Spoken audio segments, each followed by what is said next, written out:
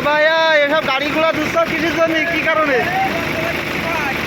ও এই সিজনের মতো বন্ধ।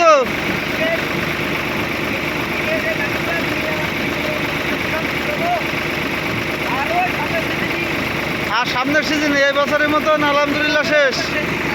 হ্যাঁ, এই কারণে গাড়ি ধোয়া ফেলা চলতেছে। দেখেন এই ছোট ভাই, আপনার সমস্যা কি?